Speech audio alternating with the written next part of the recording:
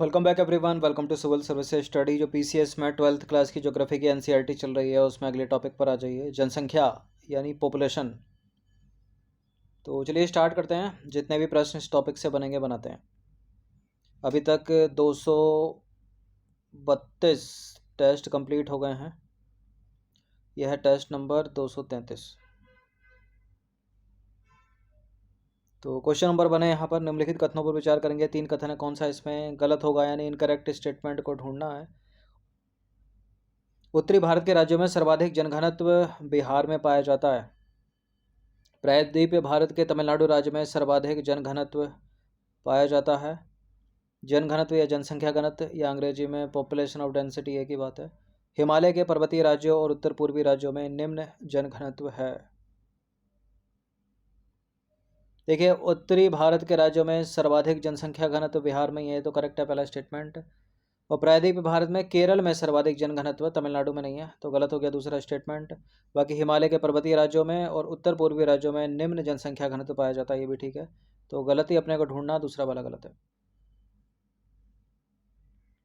तो जनगणना आंकड़े वही रहेंगे। जनगणना 2011 के अनुसार अगर प्रश्न बनता है तो उसके बाद तो जनगणना कराई नहीं सेंट्रल गवर्नमेंट ने। तो जनगणना 2011 के अनुसार उत्तर भारत के राज्यों में सर्वाधिक जनघनत्व बिहार में कितने? 1106 व्यक्ति जो हैं प्रति वर्ग किलोमीटर में निवास करते हैं। उसके बाद पश्चिम बंगाल का नाम है और तीसरे स्थान पर उत्तर प्रदेश। प्रायद्वीपीय भारत के राज्यों में केरल में सर्वाधिक जनघनत्व है, 860 व्यक्ति प्रति वर्ग किलोमीटर में निवास करते हैं। ठीक है। उसके बाद तमिलनाडु है, फिर कर्नाटक है, आंध्र प्रदेश है, तेलंगाना है। वहाँ तमिलनाडु लिखा था इसलिए गलत है, क्योंकि 555 व्यक्ति प्रति वर्ग किलोमीटर में निवास करते हैं, उससे कहीं ज़्यादा 860 व्यक्ति केरल में, तो केरल होना चाहिए वहाँ पर। बाकी असम की बात करें, गुजरात की, आंध्र प्रदेश की, हरियाणा, झारखंड, उड़ीसा में मध्यम जनघनत्व पाया जाता है। हिमालय के पर्वतीय राज्यों और असम को छोड़कर भारत के उत्तर पूर्वी राज्यों में अपेक्षाकृत निम्न जनघनत्व पाया जाता है, तो तीसरा वाला भी सही है। बाकी अंडमान निकोबार द्वीप समूह को छोड़कर केंद्र शासित प्रदेशों में जनघनत्व के उच्च घनत्व पाए जाते हैं। जनसंख्या के उच्च घनत्व पाए जाते हैं। अंडमान निकोबार में सबसे कम जनसंख्या घनत्व है। केंद्र शासित प्रदेशों की बात करें तो केवल 46 व्यक्ति हैं प्रति वर्ग किलोमीटर में निवास करते हैं। इन सभी टेस्ट की फुल टेस्ट पीडीएफ सीरीज प्राप्त कर सकते हैं नंबर इस पर कॉल या व्हाट्सअप करके। बाकी सब्सक्राइब रखिएगा सिविल सर्विसेज स्टडी चैनल को। 2011 की जनगणना के आंकड़ों के अनुसार निम्नलिखित में से किस राज्य की दंश की वृद्धि दर ऋणात्मक दर्ज की गई? इंपॉर्टेंट प्रश्न है, बहुत बना है एग्जाम में प्रश्न। इसका उत्तर है नागालैंड। तो जनगणना 2011 के अनुसार भारत की जो राष्ट्रीय दंश वृद्धि दर है वो है 17.64। नागालैंड राज्य में -0.47 ऋणात्मक वृद्धि दर्ज की गई। तथा मेघालय की बात करें तो मेघालय राज्य में सर्वाधिक दंश वृद्धि दर्ज की गई, 27.82%।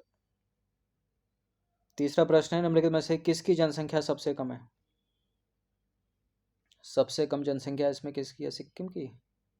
सिक्किम तो राज्य है, लेकिन यहाँ ये तो कुछ पूछ नहीं रहा राज्य की बता दो या केंद्र शासित प्रदेशों की बता दो। तो यहाँ सबसे कम है लक्षद्वीप की, सबसे कम है केंद्र शासित प्रदेश। यहाँ उत्तर सही हो जाएगा। अगर ये राज्य पूछता तो सिक्किम होता, वैसे इसका आंसर ए है।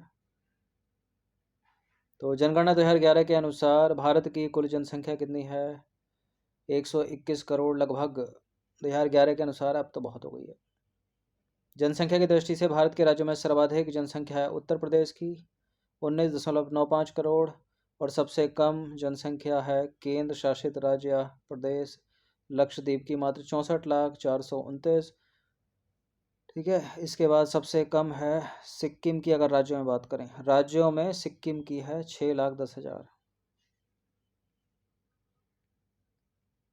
क्वेश्चन नंबर 4 पर आ जाइए। भारत में कुल अनुसूचित भाषाओं की संख्या है, इंपॉर्टेंट प्रश्न है, कितनी है? उतनी है जितनी 8वीं अनुसूची में है। 8वीं अनुसूची में कितनी भाषाएं हैं? 22 भाषाएं। तो ऑप्शन नंबर ए है इसका आंसर। तो भारत में कुल 22 अनुसूचित भाषाएं हैं। इन सभी भाषाओं को भारतीय संविधान की 8वीं अनुसूची में शामिल किया गया है। कौन कौन सी? असमिया, बांग्ला, गुजराती, हिंदी, कन्नड़, कश्मीरी, कोंकणी, मलयालम, मणिपुरी, मराठी, नेपाली, उड़िया, पंजाबी, संस्कृत, सिंधी, तमिल, तेलुगु, उर्दू, बोडो, संथाली, मैथिली और डोगरी। क्या अंग्रेजी है इसमें? नहीं है। क्या इसमें हिंदी है? है। उर्दू भी है, संस्कृत भी है। पांचवा प्रश्न है, जनगणना 2011 के अनुसार भारत में जिलों की संख्या कुल है कितनी? 2011 के अनुसार भारत में कुल जिले हैं 640। क्वेश्चन नंबर 6 पर आ जाइए। जनगणना 2011 के अनुसार भारत की ग्रामीण जनसंख्या कितनी है? भारत की ग्रामीण जनसंख्या है 68.84%। तो जनसंख्या जनगणना 2011 के आंकड़ों के अनुसार भारत की ग्रामीण जनसंख्या है 68.84% और शहरी जनसंख्या पूछ ले 31.16%, जो बच गई। क्वेश्चन नंबर 7 पर आ जाइए। केंद्र शासित प्रदेशों में किस एक की ग्रामीण जनसंख्या का प्रतिशत सर्वाधिक है? दिल्ली तो हो नहीं सकता। कौन सा होगा? इन तीनों में से एक होगा। केंद्र शासित प्रदेशों में किस एक की ग्रामीण जनसंख्या का प्रतिशत सर्वाधिक है? आंकड़े वही रहेंगे 2011 की जनगणना के अनुसार। अंडमान निकोबार है, ठीक है। अंडमान निकोबार द्वीप समूह, ऑप्शन नंबर सी है इसका आंसर। तो जनगणना 2011 के अनुसार केंद्र शासित प्रदेशों में सर्वाधिक ग्रामीण जनसंख्या का प्रतिशत है अंडमान निकोबार में 64.33%। इसके बाद है दादर नागर वाली हवेली या दादर नगर हवेली 53.38%। क्वेश्चन नंबर 8 पर आ जाइए। निम्नलिखित राज्यों में से किस राज्य की ग्रामीण जनसंख्या का प्रतिशत सर्वाधिक है? तो इनमें तो सबसे ज़्यादा बिहार में ही है, ऑप्शन नंबर डी है इसका आंसर। देखिए, जनगणना 2011 के अनुसार बिहार की 88.70% जनसंख्या गांव में रहती है। उत्तर प्रदेश की 77.72% जनसंख्या गांव में रहती है। उड़ीसा की 83.32% ग्रामीण मतलब जो जनसंख्या गांव में रहती है। महाराष्ट्र की 54.77% गांव में निवास करती है। हिमाचल प्रदेश की 89.96 जनसंख्या में ग्रामीण जनसंख्या का प्रतिशत सर्वाधिक है, प्रतिशत के मामले में, ठीक है। और दिल्ली में बहुत कम, 2.5%। तो सबसे ज़्यादा इनमें तो इसके हिसाब से तो आंसर क्या है? इसके हिसाब से तो बिहार है, ठीक है। बिहार नहीं होता तो उड़ीसा हो जाता। और सर्वाधिक अगर है तो वो किस में है? हिमाचल प्रदेश की 89.96% जनसंख्या जो है वो ग्रामीण जनसंख्या का सर्वाधिक प्रतिशत है। क्वेश्चन नंबर 9 पर आ जाइए। भारत के किन दशकों को जनसंख्या की स्थिर वृद्धि की अवधि के रूप में जाना जाता है? प्रश्न इंपॉर्टेंट है। स्थिर वृद्धि ये है 1921 से 1951, ऑप्शन नंबर सी है इसका आंसर। तो वर्ष 1921 से 1951 के दशकों को जनसंख्या की स्थिर वृद्धि की अवधि के रूप में जाना जाता है। इन दशकों में देश भर में स्वास्थ्य और स्वच्छता में व्यापक सुधारों ने मृत्यु दर को नीचे ला दिया, साथ साथ बेहतर परिवहन और संचार तंत्र से वितरण प्रणाली में सुधार हुआ। अब एक प्रश्न ये है, भारत में निम्नलिखित में से किस दशक की वृद्धि दर ऋणात्मक दर्ज की गई? तो इसका उत्तर है 1911 से 1921, ऑप्शन नंबर ए। देखिए, भारत की जनसंख्या के दोनों दशकीय और वार्षिक वृद्धि दर बहुत ऊंची है और समय के साथ नित्य बढ़ रही है। भारत की जनसंख्या की वार्षिक वृद्धि दर 1.64% है। 1911 से 1921 के दौरान जनसंख्या वृद्धि दर ऋणात्मक दर्ज की गई। इस दशक में जन्म व मृत्यु दर दोनों ही ऊंची थी, जिससे वृद्धि दर निम्न बनी रही। और 1901 से 1921 की अवधि को भारत की जनसंख्या की वृद्धि की रुद्ध अथवा स्थिर प्रवस्था कहा जाता है, क्योंकि इस अवधि में वृद्धि दर अत्यंत निम्न थी। ठीक है, तो ऋणात्मक पूछ रहा है तो ए है उसका आंसर। अब आ जाइए क्वेश्चन नंबर 11 है, जनसंख्या वितरण के प्रतिरूपों को निम्नलिखित में से कौन सा या से भौतिक कारक निर्धारित करता है या करते हैं? भूविन्यास, जल की उपलब्धता, जलवायु, ये सभी। जनसंख्या वितरण के प्रतिरूपों को निम्नलिखित में से कौन से भौतिक कारक? जल की उपलब्धता, जलवायु भी है, भूविन्यास है, सारे के सारे डी है इसका आंसर। तो जनसंख्या वितरण के भौतिक कारक अधिक प्रभाव रखते हैं। जहाँ जीवन के अनुकूल परिस्थितियाँ होंगी वहाँ जनसंख्या का घनत्व अधिक होगा, पॉपुलेशन ऑफ डेंसिटी अधिक होगी। भूविन्यास, जल की उपलब्धता और जलवायु प्रमुख रूप से वितरण के प्रतिरूपों का निर्धारण करते हैं। उदाहरण के लिए हम देखते हैं कि उत्तर भारत के मैदानों, डेल्टाओं तथा तटीय मैदानों में जनसंख्या का अनुपात दक्षिणी और मध्य भारत के राज्यों के आंतरिक जिलों, हिमालय, उत्तर पूर्वी और पश्चिमी राज्यों की अपेक्षा उच्च है या ऊंचा है, क्योंकि प्लेन एरिया में पॉपुलेशन अधिक निवास करती है in comparison to hilly area, क्योंकि ज़रूरत की चीज़ें आसानी से उपलब्ध हैं वहाँ पर मैदानी इलाकों में। क्वेश्चन नंबर 12 पर आ जाइए। निम्नलिखित में से भारत के किस राज्य की जनसंख्या सर्वाधिक है? आसान सा प्रश्न है, उत्तर प्रदेश के अलावा कोई हो नहीं सकता इसका आंसर।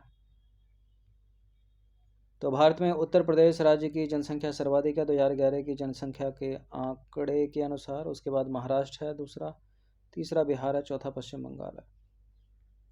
क्वेश्चन नंबर 13 पर आ जाइए। जनसंख्या आंकड़ों के स्रोत के संदर्भ में निम्नलिखित कथनों पर विचार करेंगे। भारत में जनसंख्या के आंकड़ों को प्रति 10 वर्ष बाद होने वाली जनगणना द्वारा एकत्रित किया जाता है। भारत में पहली संपूर्ण जनगणना 1881 में संपन्न हुई थी क्या? बिल्कुल ये करेक्ट है, दोनों के दोनों स्टेटमेंट्स ही है इसका आंसर। तो भारत की पहली जनगणना 1872 में हुई थी, किंतु पहली संपूर्ण जनगणना 1881 में हुई। तो दोनों के दोनों करेक्ट हैं, याद रखिएगा इस चीज़ को। नंबर 14 पर आ जाइए। निम्नलिखित कथनों पर विचार करेंगे। दो कथन यहाँ पर, कौन सा इसमें सही होगा? जनगणना 2011 के अनुसार महिला श्रमिकों की संख्या द्वितीयक सेक्टर में सर्वाधिक है। भारत के हिमाचल प्रदेश व नागालैंड राज्यों में किसानों की तथा बिहार तथा आंध्र प्रदेश में कृषि मजदूरों की संख्या अधिक है।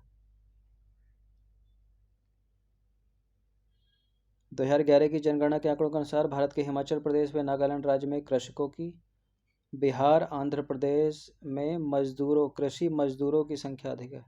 ये ठीक है दूसरा वाला। पहला वाला गलत है, क्योंकि प्राथमिक सेक्टर में महिलाएं ज़्यादा हैं। ठीक है, केवल दूसरा वाला सही है, ना कि द्वितीयक सेक्टर में। दूसरे तीसरे सेक्टर में भी उसके बाद महिलाओं की संख्या बढ़ी, लेकिन महिला श्रमिक जो है वो प्राथमिक सेक्टर में है, इसलिए गलत है पहला स्टेटमेंट। तो भारत में जनगणना 2011 के अनुसार महिला श्रमिकों की संख्या सर्वाधिक प्राथमिक सेक्टर में है, न कि द्वितीयक सेक्टर में। गलत है दूसरा पहला वाला स्टेटमेंट। कितनी है? 9.756 करोड़। इसके बाद तृतीयक सेक्टर में कितनी है? 4.37 करोड़, और द्वितीयक सेक्टर में है लगभग 85 लाख। तो सर्वाधिक किसमें हो गई? सर्वाधिक हो गई प्राथमिक सेक्टर में, इसने पहला स्टेटमेंट गलत है। यद्यपि विगत कुछ वर्षों में महिलाओं की द्वितीयक और तृतीयक सेक्टरों की सहभागिता में सुधार हुआ है। क्वेश्चन नंबर 15 पर आ जाइए। इंपॉर्टेंट प्रश्न है। भारत में सबसे बड़ा भाषाई समूह कौन सा है? द्रविड़, चीनी तिब्बती, भारतीय, यूरोपीय, आर्य या ऑस्ट्रिक? सबसे बड़ा है भारतीय, यूरोपीय, आर्य, ऑप्शन नंबर सी। तो भारत में सबसे बड़ा भाषाई समूह है भारतीय, यूरोपीय, आर्य। भारतीय यूरोपीय यानी कितना है? 73%। इसके बाद है द्रविड़ 20%, फिर ऑस्ट्रिक यानी निषाद 1.38%, चीनी तिब्बती कितना है? 0.85%। क्वेश्चन नंबर 16 पर आ जाइए। 1991 से 2001 की तुलना में 2001 से 2011 में किस राज्य की जनसंख्या वृद्धि दर में सर्वाधिक गिरावट देखी गई? पूछ रहा है। सर्वाधिक गिरावट जनसंख्या वृद्धि में महाराष्ट्र में देखी गई। डी है इसका आंसर।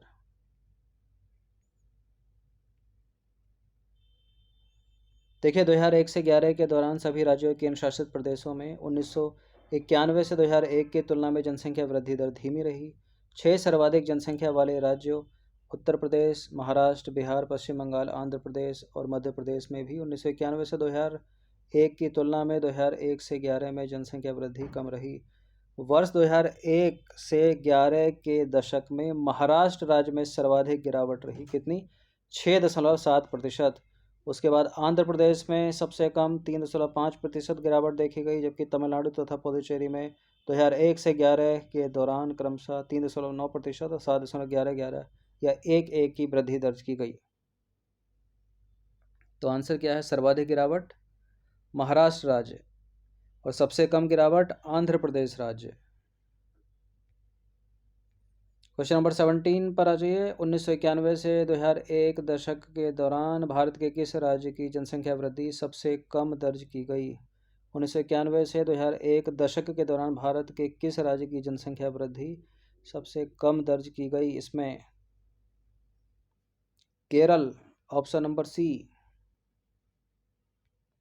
तो 1991 से 2001 के दौरान दक्षिणी तथा पश्चिमी राज्यों में निम्न वृद्धि दर दर्ज की गई, जिसमें केरल की जनसंख्या वृद्धि पूरे भारत में सबसे कम दर्ज की गई, 9.4%।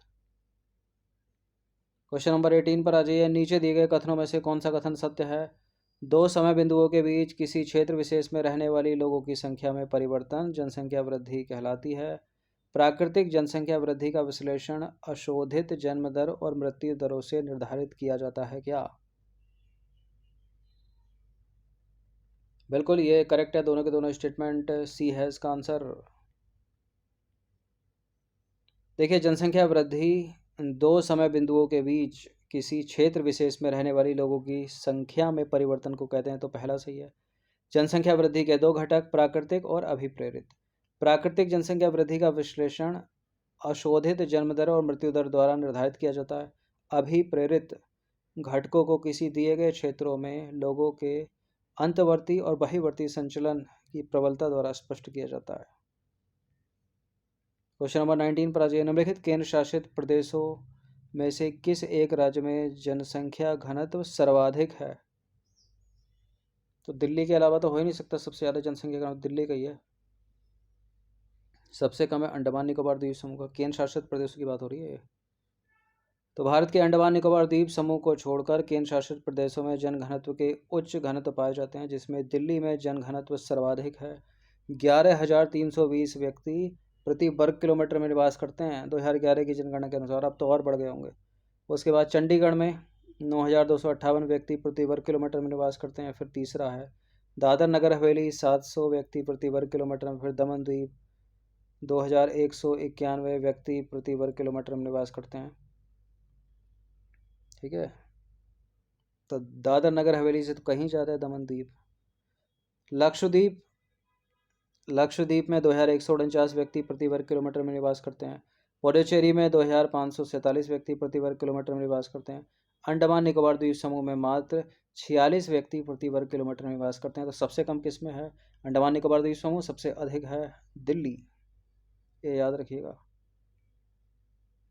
और नई जनगणना अगर हो जाए तो आंकड़े यही रहेंगे इसमें। तो क्वेश्चन नंबर 20 पर आ जाइए। निम्नलिखित राज्यों में से किस राज्य में जनघनत्व सबसे कम है? राज्य की बात पूछ रहा है, तो राज्य में अरुणाचल प्रदेश में सबसे कम है। सर्वाधिक पूछ रहे तो बिहार ऑप्शन में नहीं हो तो पश्चिम बंगाल।